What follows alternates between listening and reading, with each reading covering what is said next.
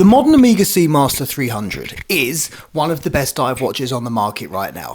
Finishing, the bezel, the movement, the dial, everything about it is Omega doing what Omega does best. But there is something about this watch that bugs me. I've tried this watch on so many times and there's always one thing that just holds me back from finally pulling the trigger on this watch. And it's weird, I already own a Seamaster 300 and it's not the Seamaster 300 you'd expect. Every time I wear that watch, it makes me wonder, are Omega missing something with their current catalogue?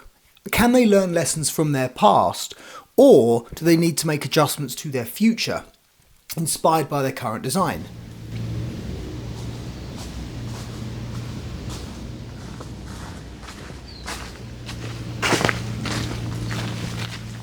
Welcome to Walking with Watches, a watch-related YouTube channel where I like to go spend some time outdoors, thinking about my hobbies and passions and interests, in this case, watches. Come with me, let's go for a stroll, and let's talk about the Omegas, shall we? Let's get on with it.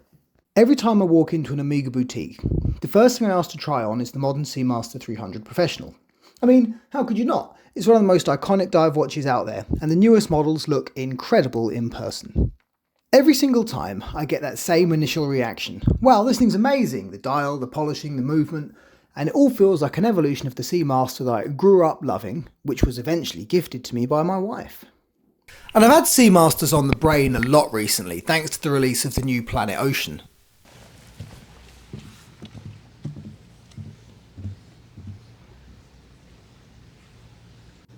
But here's the thing. After the excitement wears off, there's this little voice in the back of my head that says something doesn't quite click. And for a long time I wasn't sure if it was just me overthinking or if there was actually something else going on. When I wear a watch every day, I want it to just melt into my wrist a little bit. I want to sort of forget it's there until I look down at it and have a smile. With the modern Seamaster, I kept finding myself being constantly aware that it was there, possibly down to its size.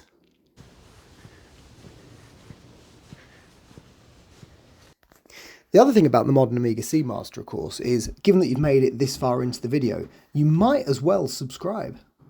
Some of the older reference Seamasters, available in a broader spectrum of sizes, did bring something else to the table. The modern Planet Ocean, or at least the third generation, was available in a smaller size, and it was a watch that didn't get nearly enough attention. I can't help but wonder whether slipping back down to 39 or 40mm would be the missing piece of the Omega puzzle. And look, for a lot of people that I've seen wearing this watch, the presence is exactly the appeal. Dive watches should fit large after all because they need to be highly legible. If you've got bigger wrists or you like a diver that really makes a statement, the modern SMP looks phenomenal. I've seen it on guys with 7.5, 8-inch wrists and it sits there like it was built for them. But on my wrist, which sits at about 7 inches, I actually remeasured it the other day. I thought it was about 6 3/4, but anyway, there we go. It's another story for another day. It is a bit of a different story. I just can't get on with it. Every time I strap on the modern Seamaster 300, it feels like a watch that's just a little bit too much watch for me. No matter how many times I try the modern Seamaster 300 on, I think the time has come for me to admit there is nothing wrong with this watch. There's just a problem with this watch and my wrist, sadly.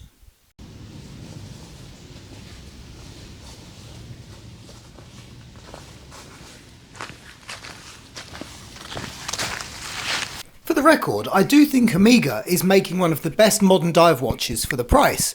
Whether that be the bezel, the finish, all this stuff we've already talked about. I think they are making one of the best watches for the budget. It's one of the best looking dials you can get at this price with those lovely waves. It's a really handsome watch.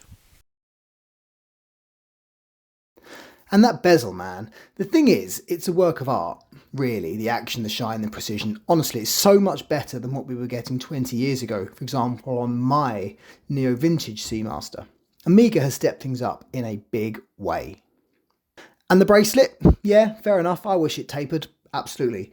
A little taper would make this thing go from good to amazing. But even without it, the comfort is there. Omega knows how to build a solid premium feeling bracelet. And the helium escape valve? Look, a lot of people love to hate this thing, but honestly, I don't mind it. I think it gives the watch a little bit of character. Quirky, bit different, very recognisable. It's part of what makes the Seamaster a Seamaster.